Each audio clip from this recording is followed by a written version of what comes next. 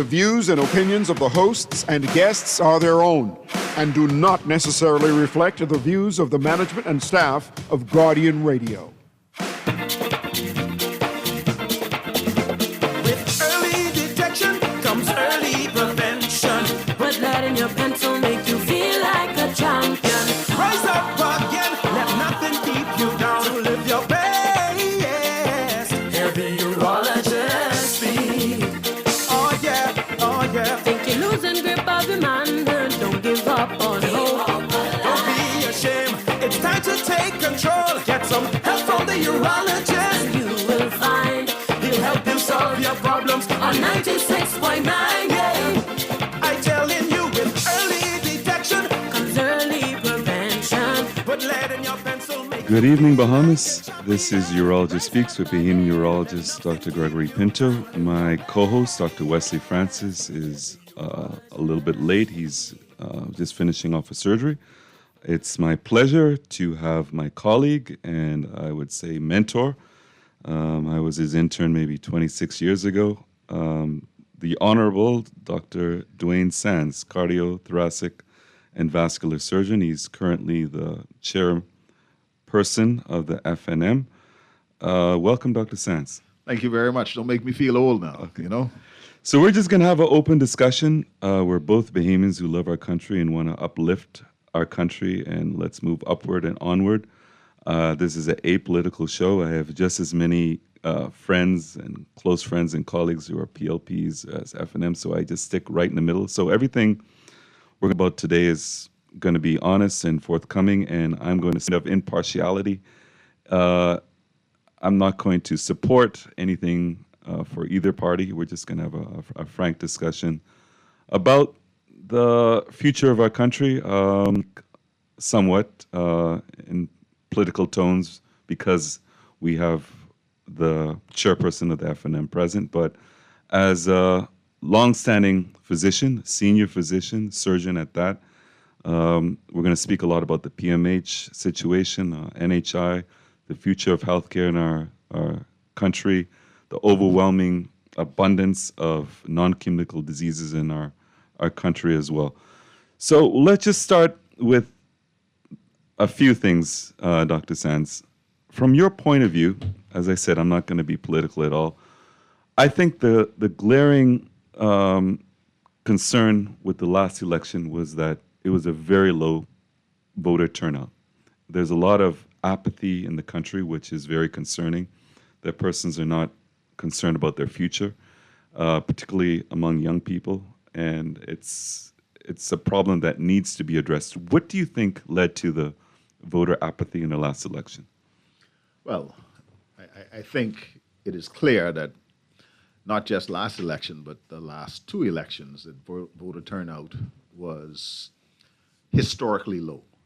And for a country that loves Junkanoo, for a country that loves to vote, and for a country that loves politics, 2021 was a shock, and 2026 was a big surprise. I think it's multifactorial, and I think we have to blame ourselves, being the population in general and the politicians in particular. I think we have dumbed down politics in this country and made it very transactional. And so when you look at what politics in the Bahamas has become, it is oftentimes what's in it for me, not what is in it for my country. And there's also a glaring deficit in terms of the intellectual aspect of politics. Why do we not have public debates?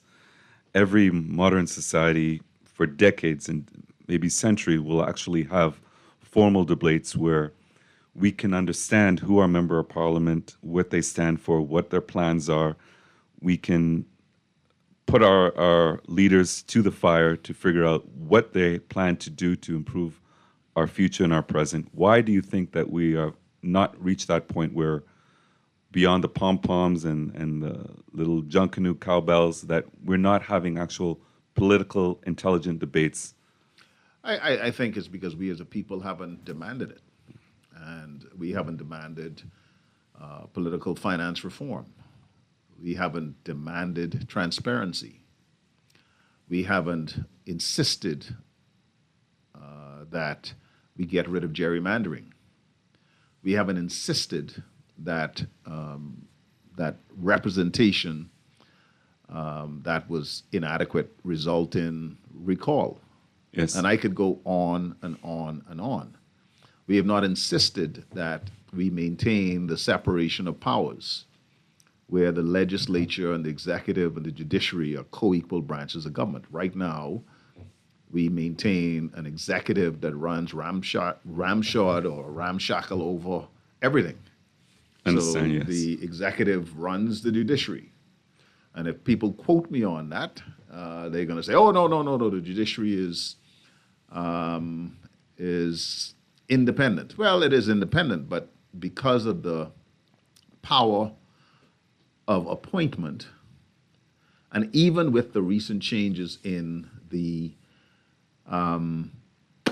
funding, you need only look at the fact that there was no diesel in the generators for the Supreme Court, and so the Supreme Court had to shut down.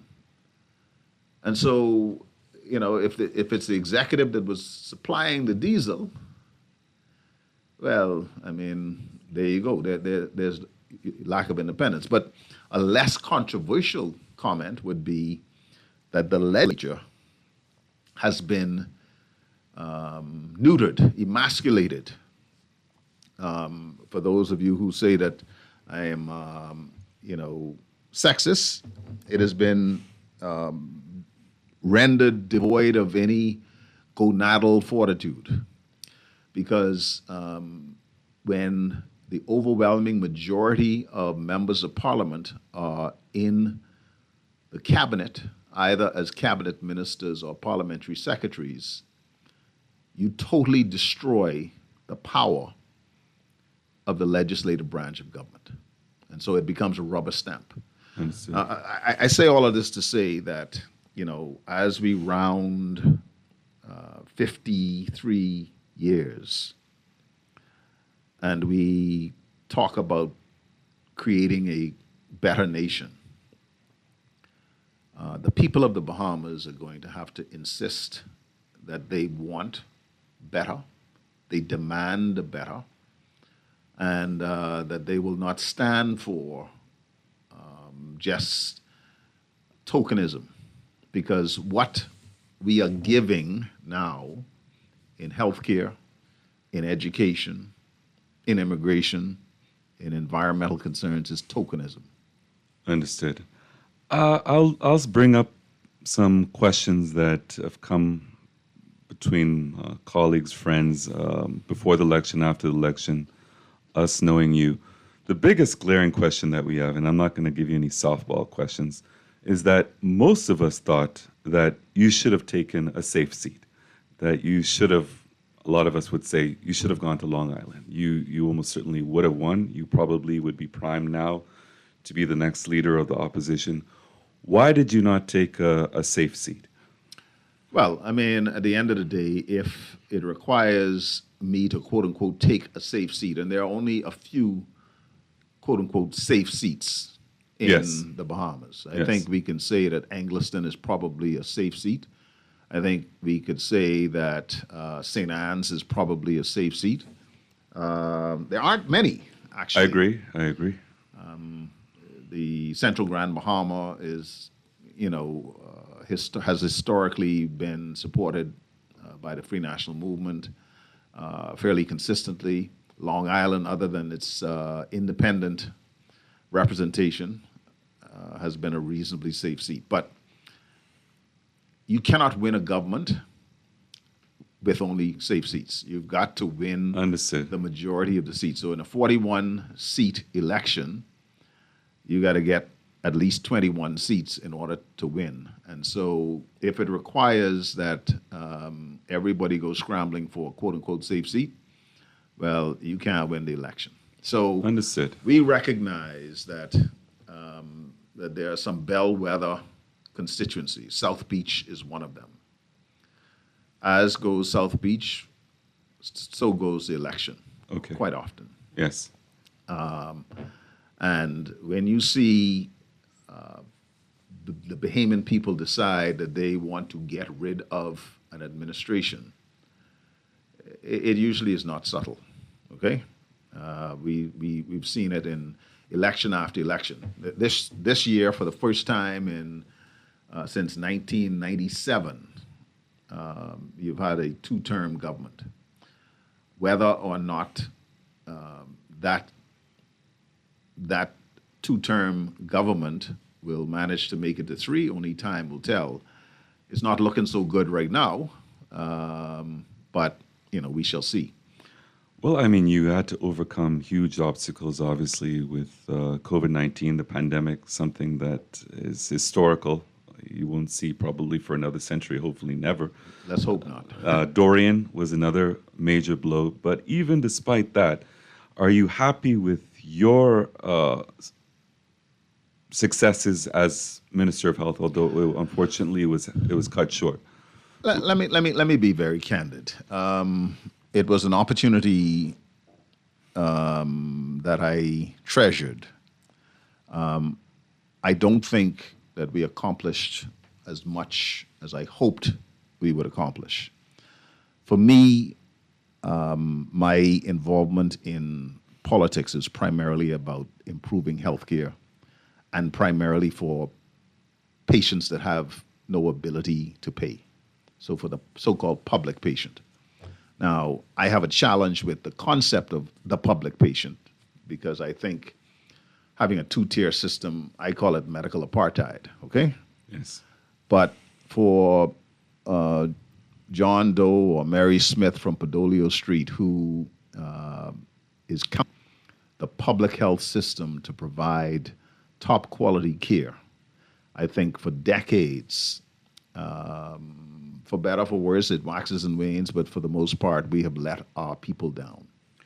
I think it's more complicated than that. Obviously, a PMH is outdated, just the facility, the structure, the bed capacity. But over the decades, was at PMH over 2 decades. Obviously, the immigration issue, the crisis that's overwhelming our country and so many facets of our society. When you're in maternity and you see that 70, 80% of the children born are of illegal descent, when you see that any trauma room, you see 70, 80% of the persons are there, cannot speak any English and are there illegally. The burden in our society where a hardworking police officer, teacher, nurse cannot go to PMH and get a bed or be seen in a timely manner or get an ICU bed or get an opportunity to get an elective surgery. A lot of that falls at the point of immigration problems where primarily, obviously, the Haitian community are overwhelming the clinics, overwhelming the trauma room, overwhelming the beds, etc. I don't buy that.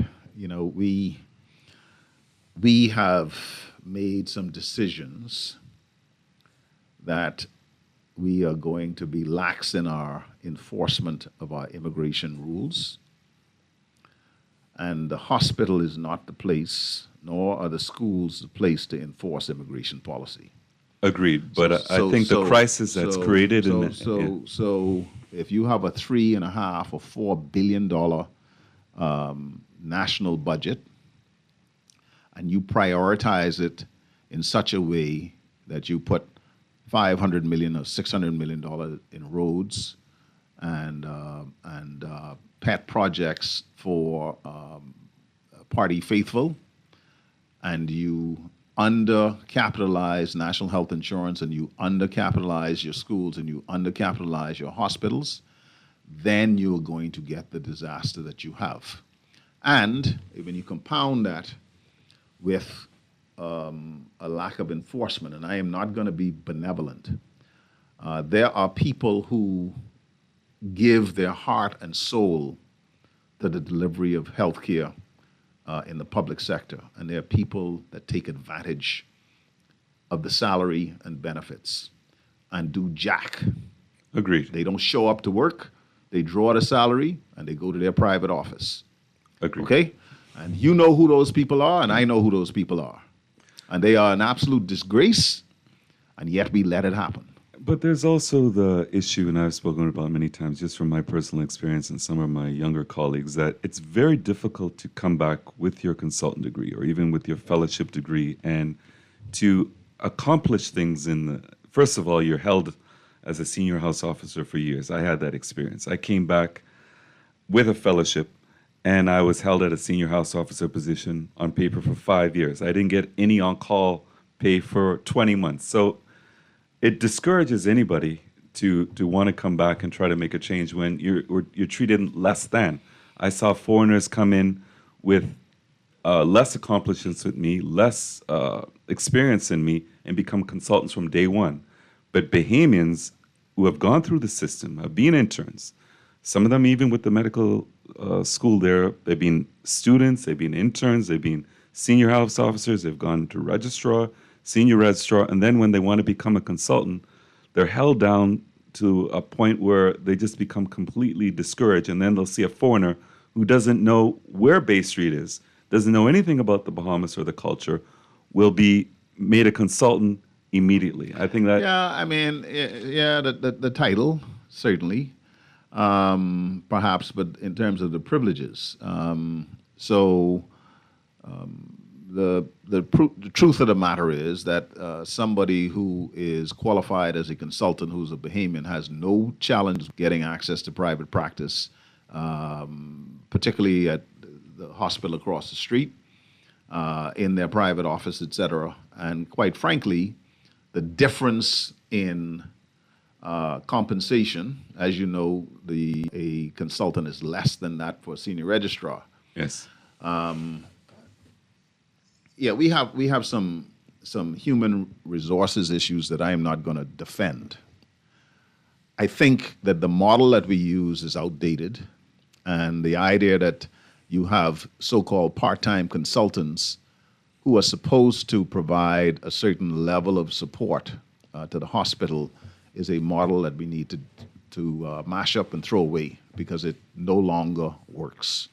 Well, I would say also a model that doesn't work, and it's no disrespect to my other colleagues, but a surgeon who comes in all hours of the night having to deal with traumas, 5 hours, 7 hours, versus someone in another specialty that, you know what, a lot of them wouldn't even know they're on call because they have senior registrars who do everything and never have to call them. Maybe a phone call consult once every 4 months, but if you're in surgery, you'll be out 12 hours out of the day and you're on call every 3 or 4 days. Or when I was in urology, I was on call 50% of my life. You're getting compensated the same amount. It's not fair. You should be. So you should again, be paid the model, yeah. the model that we have retained for the last 70 years. Princess Margaret Hospital was built in 1952. Yes. Okay, is that all consultants are created equal, that they have the same relative value to the institution, whether you're a neurosurgeon or you are, pick a specialty. I don't want to get myself in trouble. Family practitioner, a pediatrician, what have you. And the truth of the matter is that the relative value to the institution is not the same. So, you may have 1 or 2 neurosurgeons, but they have to be on staff. Yes. You may have 1 or 2 cardiologists, but they have to be on staff.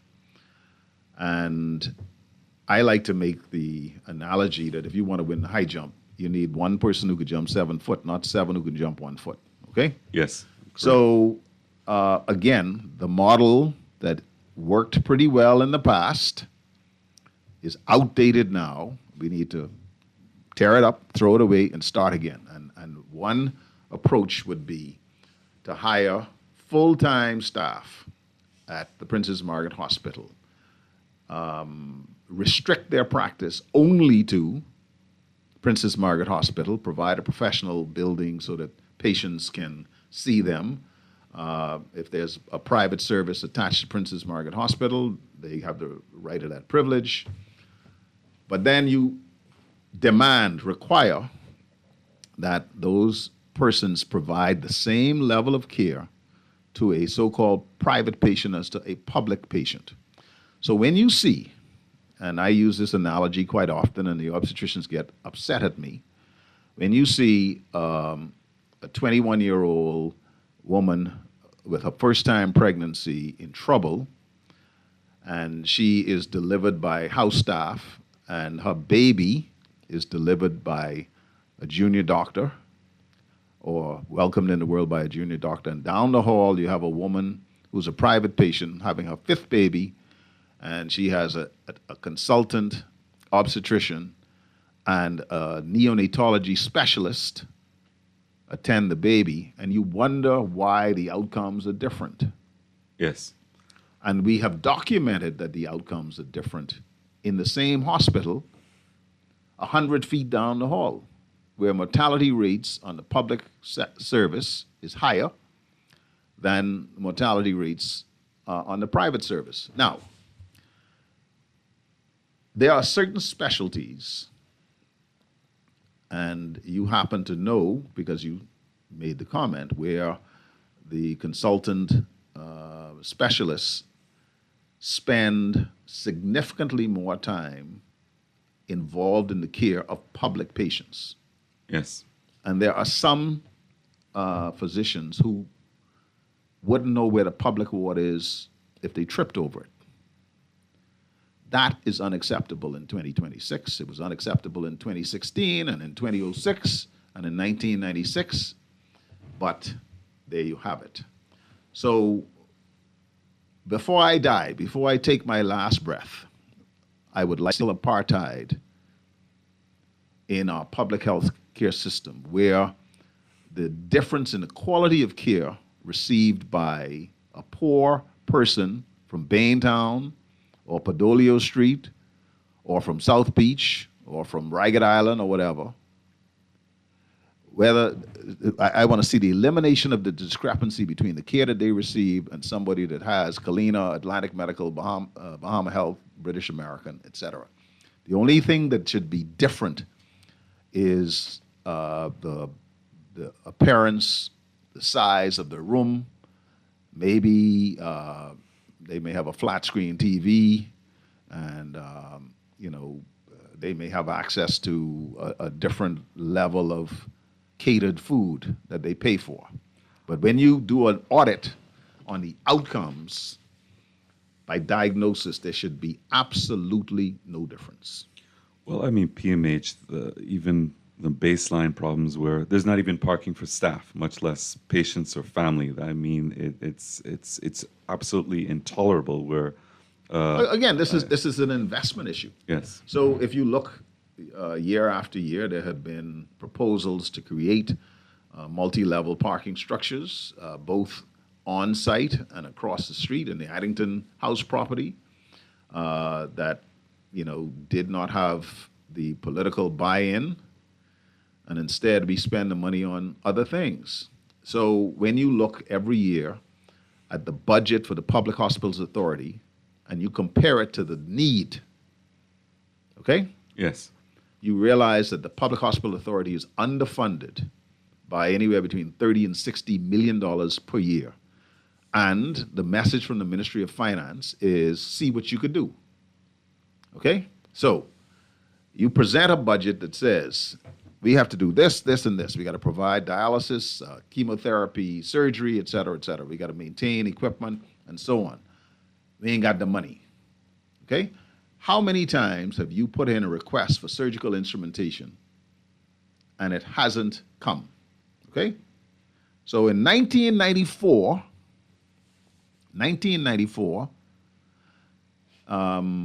I would have bought vascular instruments into Princess Margaret Hospital, and those vascular instruments are still being used today. Every year I've heard the same refrain, oh, we can buy some, we can buy some, we can buy some, we can buy some. Okay? When you look at equipment that is not working because they haven't put a maintenance contract on expensive equipment, So they run it in the ground till it break down because there's no money to afford the maintenance contract.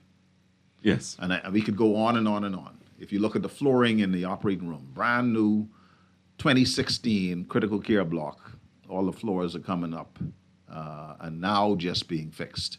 Okay? This is a problem of successive administrations not giving adequate funding, including the administration that I was a part of. Let me be fair. Okay? Not giving adequate funding to health. Well, let me be the devil's advocate. You're making a lot of great points. Do you think that you accomplished any of these things that you're speaking of when you had the power to make a change? Do you think that, I would say, even during your reign, there were issues where a lot of the Family Island government clinics were in disrepute and dilapidated, and they a lot of the staff, many of them that I know, felt that they were abandoned. We got blood out of a rock. Yes. Okay, so there were no CAT scanners that were functioning when I started as minister, and we put brand new CAT scanners at the Rand and Princess Margaret Hospital. The roof over the pediatrics ward, the surgical ward, was leaking after Hurricane Matthew, I believe it was. We got that fixed. The air conditioning in the critical care block was down. We fixed that. We renovated the maternity ward. We created the ability to manage patients with COVID across the country, right? Creation of negative pressure. We accomplished, okay? And despite that, we started the renovation of accident and emergency in 2019, In 2019. 2019. It ain't finished yet. The year's 2026. Well, you speak about equipment. I remember every 6 months, 9 months, they would ask me for the same long list, which kept getting longer, of urology equipment that was basically a necessity that we wouldn't have. I've volunteered in being in rural India, rural Africa, and they had better equipment than we had at PMH. And then even when we did have equipment, I didn't understand the logic in not having anything under warranty or having any service agreements. So anything that broke down just stayed broken. You know very well we were struggling from you as a vascular surgeon, orthopedics, urology, anyone that needed a fluoroscopy C-arm. There were 4 months, 6 months, 9 months where we didn't even have one functioning, or we had to share one. And then people want to know why we can't do a case where you have orthopedics and urology at the same time, and we have a list where we both need a fluoroscopy C-arm imaging that's needed interoperatively, and we essentially have to, you take it for this case, we'll just sit on the sideline, and then you take it for that case. One of the problems, and this is where it becomes a real ethical issue for doctors, and I speak about doctors, but I could also speak about nurses, is that you carry a broken system, acknowledging the deficiencies, trying to get patients through it. Put a little duct tape here, a little putty there, a little chewing gum there, in order to, and I'm being metaphoric, okay? And then something happens. And then you get accused of falling outside of the standard of care, when you know that had you not done that over and over and over, that many people would have died. Well, I've lived that. Okay? I mean, I understand. So what you end up doing is that you lose years of your life and pieces of your soul trying to make up for the deficiencies that ought not be. We're training medical students, but we don't have proper amphitheaters for reasonable lectures, and we don't have clinical capacity to allow them to have the clinical experience sometimes that they should have. So if you recall, as a medical student, as a house officer, because I recall when you were a young resident, you would have opportunities to do suturing in the operating room and have graduated responsibility to do cases, right? Yes. Well, now with the capacity or lack of capacity, it is almost impossible to allow medical students and junior staff to have the kind of clinical experience that even you would have had when you were a junior. No, I've seen that over the years. Okay. So my big question now is, do you think that we can really say that PMH is an academic hospital when it's really a service hospital? I think what we have to do is to have a dispassionate discussion about what is required to train our young physicians. And if it means having simulation labs and so on, then so be it. But when you realize that oftentimes it's not even a lounge or a space for you to take a family aside and say to them that your mummy died or your father is ill. You got to tell them that give them that news standing in the hallway next to 6 other patients, because there is no private space that you can take them. Well, I would say from experience, and I've said this many times, the angels of Princess Margaret Hospital, the nurses, and they get the brunt of everything. They get all the abuse, all the criticism.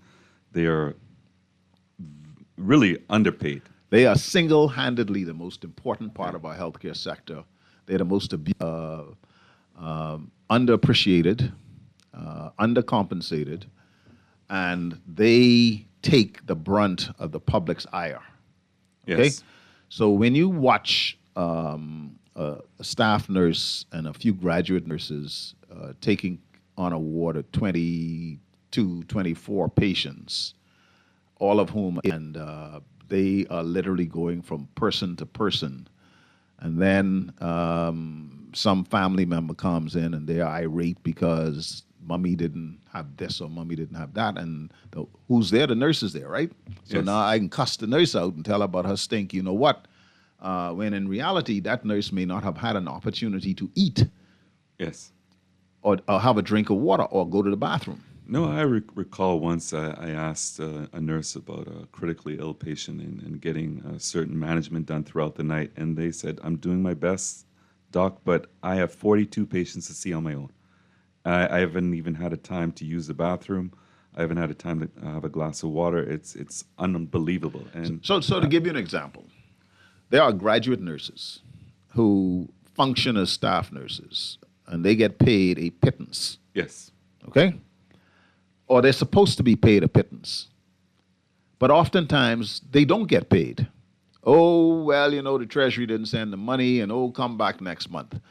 So now they show up in their uniform, they work full-time as a staff nurse, even though they're not staff nurse. They have no national insurance protection. So if they get a needle, stick, or industrial accident, they have no coverage. They have no insurance, okay? And then month after month after month, we don't pay them. So now their landlord is saying, I'm going to put you out on the street. The school is calling to say, come get your child because you haven't paid your school fees, etc. And then we wonder why, when they have an opportunity to go to the States, why they're leaving in droves and why we have a shortage in country of between 400 and 600 registered nurses. It is because we mistreat our nurses. well, that's obvious. But for those who will say that all of this has been happening for decades over successive administrations, including under your regime, the system is broken. Obviously, you say the nurses get the brunt of it. Obviously, as the Minister of Health, you'll get blamed for everything, and a lot of it has nothing to do with you. You can only do so much. But do you think that you made any positive changes in terms of A lot. bringing? A lot. However, I can also say that I don't think we did as much as I hoped we would do, and that is for many different reasons. And even as a minister, bear in mind that the minister is a representative of cabinet. Yes. And fundamentally, the minister doesn't make the decisions. The minister will make the case for, but then that has to be agreed and acceded to by his or her colleagues. And so fundamentally, it is the executive that ultimately determines, what happens in the Ministry of Education, the Ministry of Works, the Ministry of the Environment, or what have you. And, I think I come back to we need to have a rethink, a resetting of the approach to healthcare in this country. And I love the Princess Margaret Hospital. I've spent 32 years there. You talk about the early days, and people say, yeah, y'all used to walk uphill barefoot in the snow all the time. Well, the Princess Margaret Hospital has been there for the overwhelming majority of Bahamians who could not afford private care. And notwithstanding whatever negative stories you hear, what you don't hear are all the incredibly positive stories. I would say particularly for trauma. We've been, because of the violent society that we have become expert in trauma. In fact, we have graduated many general surgeons who can rival any general surgeon in terms of trauma experience anywhere in the world. Indeed. And there have been many, many patients that we look at the sombering numbers in terms of murder numbers every year. That number would have been exponentially higher if it wasn't for the expertise of those in emergency room, EMS, surgeons, emergency room, nurses, nurses, operating room, ICU staff. Yep. Yes. And no one really shows the respect that these persons, and even in terms of person coming out of their house in this dangerous country, they put themselves at risk over and over and over. I've known of colleagues, or even we know a colleague was kidnapped at Princess Margaret Hospital, female colleagues who have been held up at gunpoint, coming in to save somebody's life.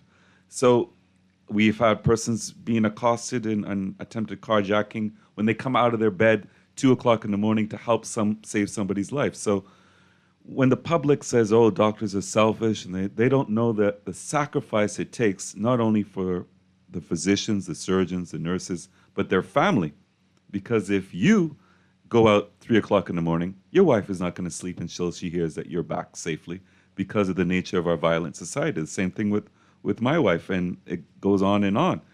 Imagine if you have a daughter who's a resident in our surgical program. She has to come out in the night. That mother, that father is going to have a restless, sleepless night worrying about them as well. I'll tell you an interesting story. When I was minister, I get a call from a mother of a doctor at the Rand Memorial Hospital. It was during Hurricane Dorian. And as you know, the Rand flooded. Yes. And she was getting live reports from her daughter. And this mother called me up and said, if anything happened to my daughter, I coming for you.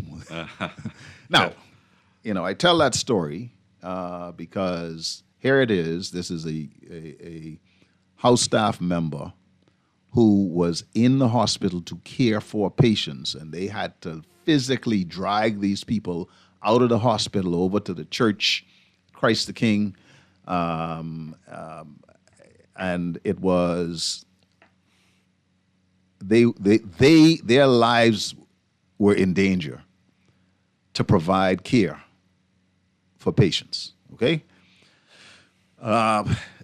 in the early days of COVID, when we didn't know very much, and people didn't know whether if you just were in the same room with a COVID patient, whether you could get infected and die. We had people that volunteered, that said, I will take care of these patients. Yes. Okay? And we both know physicians. We know nurses that have died because of COVID taking care of patients. So, the stories are not, it's not simple to paint, one monolithic picture. It's there's wonderful, there's poor, there's mediocre. I would say, for people wanting to know what my view is, I would say that the overwhelming majority of the staff of our public health system are national heroes. 100%. Now, are there some louses? Yes, there are. Yes. Are there some lazy people? Yes, there are. There's some bad stink attitude people? Yes. Yes. But they are decidedly in the minority. The overwhelming majority of people that work in our public health system could be considered national heroes. And it's a very frustrating ordeal. You can do everything right. If you don't have the equipment to do something, you can, for example, in urology, we got to operate twice a month. Where I was training, we would operate 5 times a week. How can you accomplish anything when you have limited equipment on top of everything else? We didn't even have the basic. Again, this is a problem of resources. So Yes. you bring doctors on top of doctors, students on top of students, house staff on top of house staff, but you don't expand the operating room capacity, not just rooms, but staff. Nurses, Nurses, anesthetist assistants, yes. anesthetic assistants, operating scrub assistants, and so on and so forth, or have the equipment. So here you are, you have this beautiful $100 million critical care block. Let me just add, so many times we would want to operate on a patient, and we don't even have a trolley to collect a patient to come to operate. Amen. So there, but for want of a nail, the horse lost a shoe, and you know how the rest of that rhyme goes. Let's bring it back. We have a fundamental problem with public health care financing, in large part because of the political pronouncement that health care is free. There's no free lunch. Agreed. And so you get what you pay for. When you look at the 60,000 people that go to accident and emergency and pay on average less than $10 a visit, that's less than a fast food meal. Would you support a national lottery to try help? Absolutely. Healthcare? Yes. So we have to engage through the National Development Plan, create a white paper to look at the whole approach to funding. And, you know, you may say I blaspheme, but this is one of those things that ought to be apolitical. Well, it's just as simple as you say the funding. It's the wastage that I would see. For example, I remember speaking innumerable times to one of the senior sisters who was in charge of ordering equipment for the operating theater. And you would say, all right, you have 18 things that you need. Maybe we'll give you 2. Maybe we'll give you 3. And then the problem would be that she would say, I remember she distinctly said that. She said something would cost $50,000. But by the time you bring it in and this intermediary party makes their cut on it and this cut, it goes up to $200,000. Let me give you a real story. Yeah. So when I came home in 1994, I bought a device called a greenfield filter, which is a vena cava filter. It had never been put in the Bahamas before. And I bought 10 of them with me. And, you know, patients who were public patients could purchase them at cost. Patients that were private patients could purchase them and also pay to have them put in.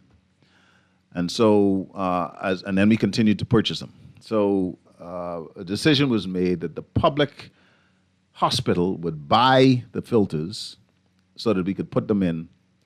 Now, at the time, what it cost me to put in a device in the private sector, make a profit, pay for the device, turned out to be less than what Princess Margaret Hospital bought it from a local vendor for the device itself. I can believe that. Okay? Yeah. Because somebody had to make a killing.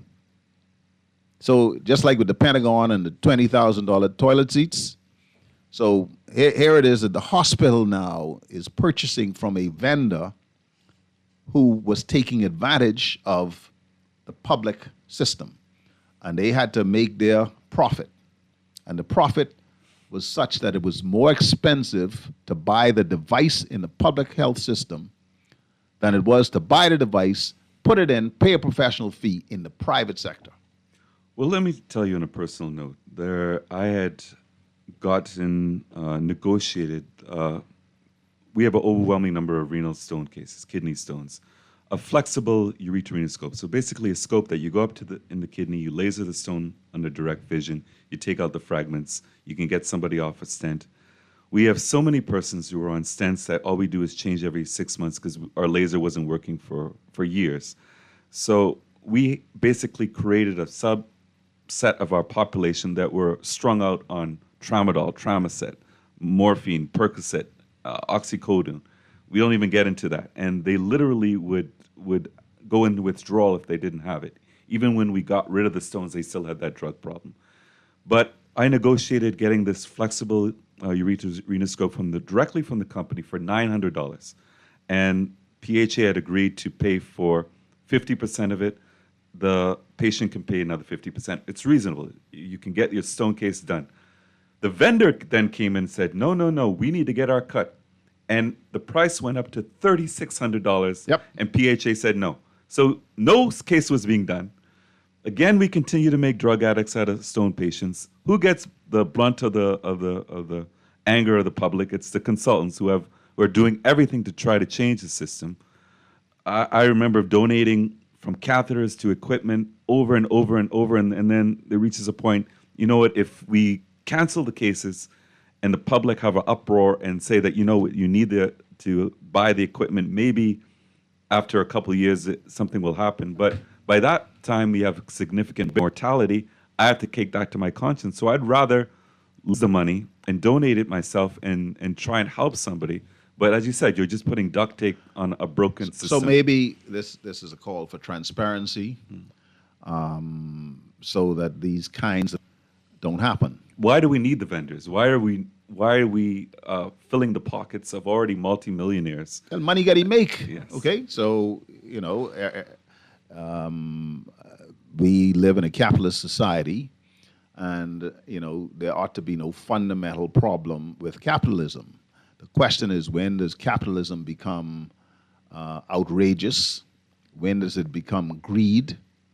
And at what point do you say that whether somebody's professional fee is absurd, as sometimes it can be? Mm-hmm.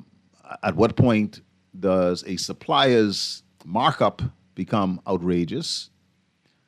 And so it really comes down to oversight, regulation, and transparency. So when Dr. Sands says that he is going to charge Mary Smith $25,000 for a procedure that he can do in 1 hour, and you ask the question, well, boy, what is it about that procedure that he can charge the gross national product per capita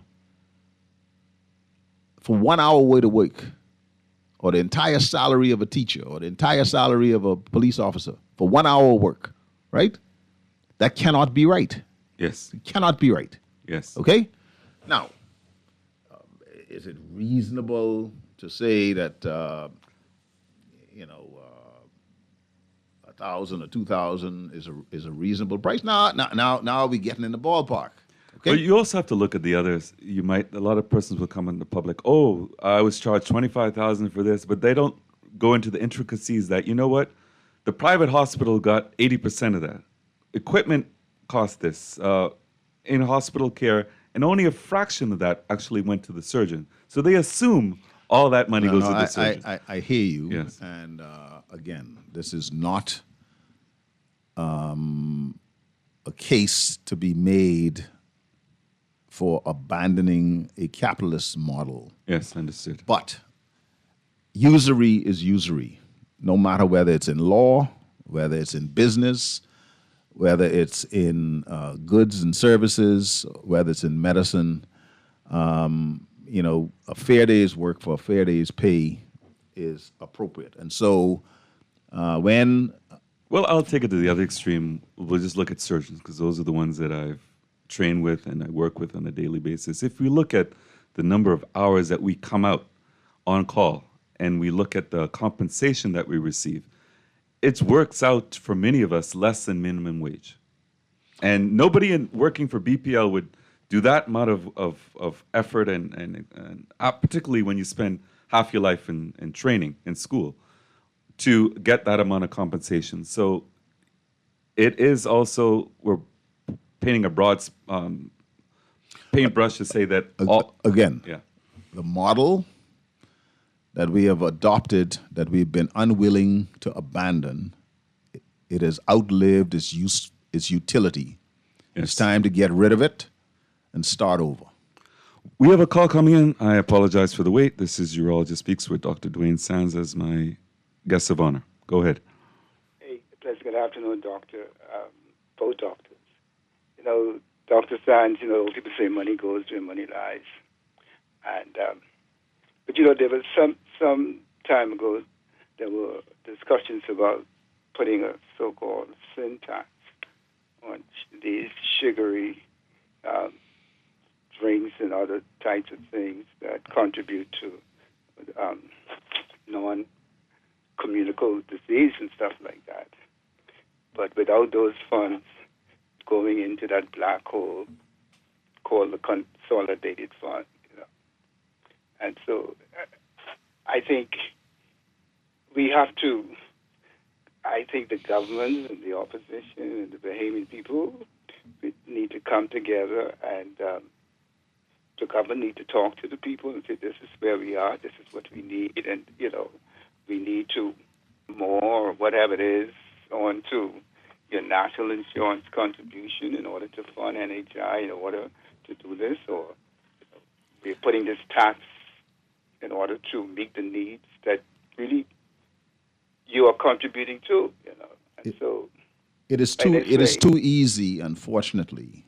There's no free lunch. It is, somebody has to pay for all of this. Someone has to pay, and ultimately, I mean, the government only gets its money from taxation, basically. And so whether it's VAT or the other property taxes or licenses or corporate taxes or whatever, at the end of the day, you know, someone has to pay for this. And but again, like, you know, I think it's also the management of the funds that is given to you. As the steward of the funds, you know, you ought to manage, like the Bible says. You know, you have to be a good manager of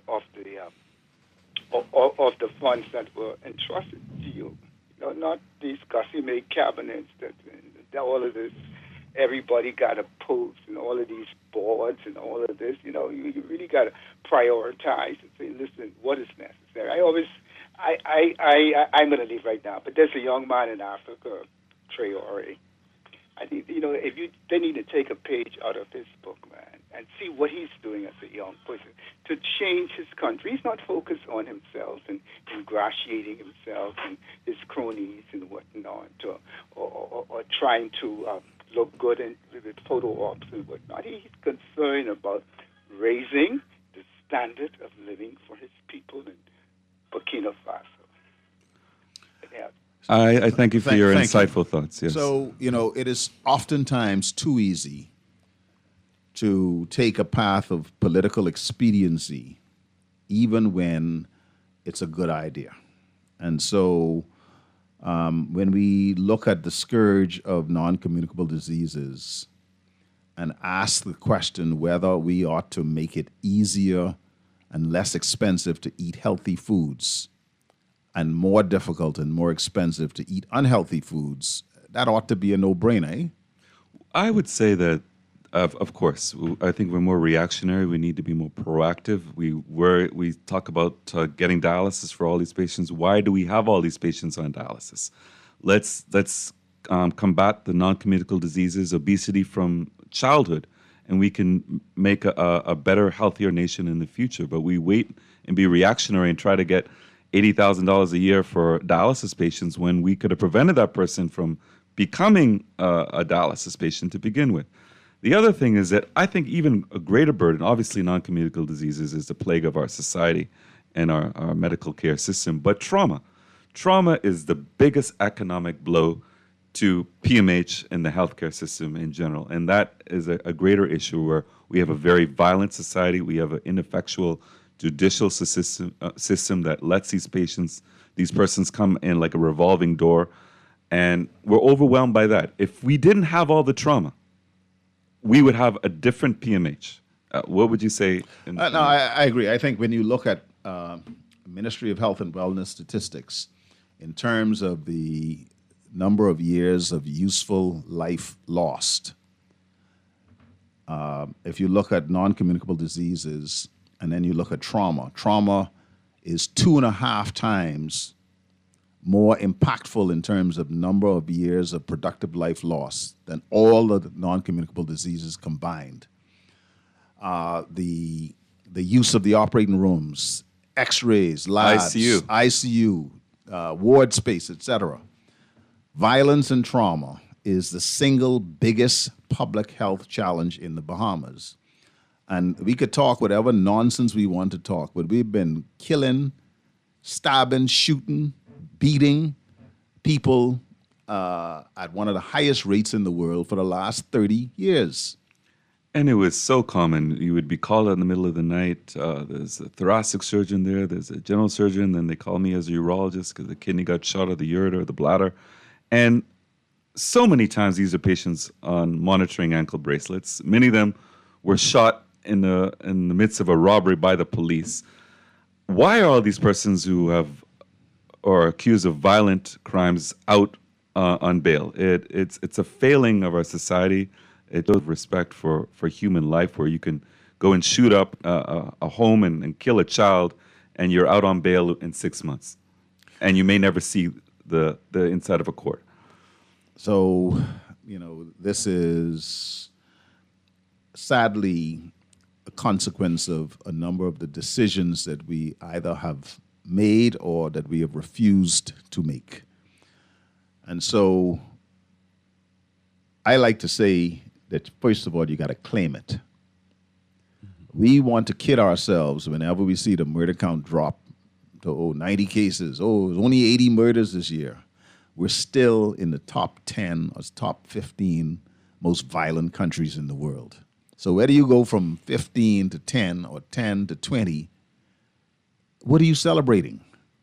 What are you celebrating? And as we said earlier, I think if it wasn't the excellence of PMH and their staff, it would probably be 30 higher. Considerably higher. Yes. And so, this we have to look at violence as a public health challenge. And I think when you start using some of the cliche arguments that it's poverty, it falls apart. That it's the absent father, that falls apart. I think we have to look at some other reasons why people in Central America, the Caribbean, and South America, the northern part of South America, are among the most violent people in the world. Why is that? Is it a consequence of the drug trade? Is it a problem of nutrition? Is it a problem of what we call epigenetics? And we could go on and on and on. But the St. Vincent, St. Kitts, Jamaica, Bahamas, all among the most violent countries in the world. And we have to ask why. Because it's only when you ask why that you start to come up with reasonable solutions, and that then ought to feed into some of the decisions made in your courts, in your jails or rehabilitation facilities, and so on and so forth. But again, it comes down to an issue of leadership. And as we look at the Bahamas at 53, and you ask, are we in need of another revolution? We had a revolution in 67. We had a revolution in 92. We are badly in need of a fundamental mind shift right now, in large part because the average Bahamian is being left behind. Yes. And Well, again, playing the devil's advocate, there'll be those who say, under your administration, crime didn't get any better. If anything, it got worse. Maybe you were spared because of COVID and that we had everybody shut down, but education system didn't really get better. Obviously, you don't take the brunt of every problem. The healthcare system actually got worse. Again, COVID contributed to that as well. I think that leads to a lot of voter apathy where they'll say, you know what, one side is no better than the other. Well, I don't want to seem pedantic, but, the highest ever recorded murder rate in the Bahamas was, I believe, 2015. And the murder rate from 2017 to 2021 dropped precipitously, okay? Statistically. And so it was actually the lowest that it had been in decades. I understand the point that you're making, and I don't want to make this political, but I couldn't let that statement go unanswered. Understood. I was playing the devil's advocate. What I think we ought to accept is that administration after administration have been responsible for further development, and this is a plug for a national development plan that we agree that this is what we are going to do for our economy. This is what we're going to do for education. This is what we're going to do for healthcare. And administrations are then judged by how well they execute or adhere to the national development plan. You may say that handcuffs the executive and doesn't allow them to, give contracts to their people and so on and so forth. Well, it's too bad. Because, quite frankly, the litmus test ought to be how is the country faring? How are the people faring? Not just a handful. Because people can get rich no matter who's in power, eh? A handful of people. Correct. Some of them get stupid rich. Yes. And oftentimes it's because they have an inside track to contracts, awards, etc., and is less about their creativity and their progressive vision, but it's their connections that get them to this generational wealth. But enough of that. I'll change the tone of our topics slightly and go political. I think no matter what political side of the aisle that you fall under and who you support, we all think that a strong opposition makes for a stronger country. How do you think that the FNM can uplift itself from a resounding defeat? Well, I mean, first of all, you acknowledge the defeat. We are now in the process of looking objectively at what was a significant cut-up. And, there are other political organizations around the world that are doing similar things to determine, how did they get their messaging wrong? How did they lose support among particular demographics and so on and so forth? At the same time, do you think that the unpopularity of Dr. Hubert Minnis really was an obstacle that you weren't able to overcome? I think it played a factor, and the back and forth, the apparent dissension within the organization was unhelpful. Okay. Despite the fact that it was oftentimes overblown. And I think the outcome in Killarney, where Dr. Minnis was unable to even generate a sixth of the vote and get his deposit back, speaks to the level of support that he actually enjoys. So the brand of the FNM is the trump card. Yes. Okay? The brand of the Progressive Liberal Party is the trump card. And the individual... And we often like to think, boy, I'm the best thing since sliced bread, eh? Yes. But in reality, many Bahamians vote party. Some vote for the individual, but many people vote on the basis of the party that they support. Well, I think the leaders are obviously overwhelmingly important in their decision as well, and I think a lot of persons just on the streets would say, we all know Brave. Brave is down to earth. Brave will sit down and talk to you. I've over a decade had numerous positive, uplifting conversations with the Honorable Philip Brave Davis, but nobody knows Pintard. I don't know Pintard. My friends don't know Pintard. I think he was an unknown entity. And I think that where there was a great failing in terms of bringing the message of a new prime minister. And again, I hear that, and we want to listen to every opinion and point of view, and absolutely not be dismissive.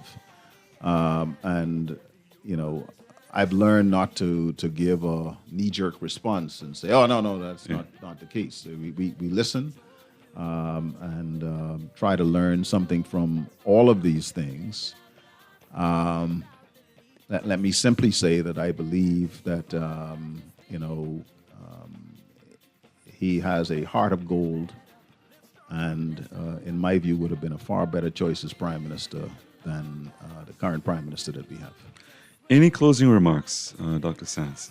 I think, first, let me thank you for the opportunity and Well, congratulate you. And I'd like to say, please come on again very soon. Absolutely. So let me congratulate you on a show that is now going into multiple seasons, soon be syndicated, eh? Thank you very much. We've had an opportunity to have a very candid conversation about health. Yes. And, as I've said on this show, if we are able to get quality health care to the least among us, then our labor would have not been in vain. As you deal with the poorest, least resourced person in your society, and I would like to see a day where the preeminent hospital with the best outcomes, the best research, is the Princess Margaret Hospital, wherever that is. Okay, Yes. It doesn't have to be in the same place, but it's the preeminent public hospital, and it is the towering medical institution for the country. It's training our young doctors, nurses, and allied health staff. I think at that point we could say we've made it. Well, I think that obviously overwhelming problem is that we blame government for everything. No matter what government is in, you need to raise your children right. You need to eat right. You need to get exercise. You need to avoid obesity. You need to stop raising kids that get into gangs, and you need to question your children when they come home with Rolex watch 2 o'clock in the morning, or have the gun hidden under their mattress. We as a nation, we're not doing enough within the homes to make a better Bahamas. We're blaming our MPs, we're blaming our ministers, we're blaming our governments for the failings that we have within our own power to change. So let's do better, Bahamas. Let's be better to each other and be safe. Thank you very much, Dr. Dwayne Sands, and I hope you come again. Good night. This is the Urologist Speaks with AIM urologist, Dr. Gregory Pinto. Put that in your pencil, make you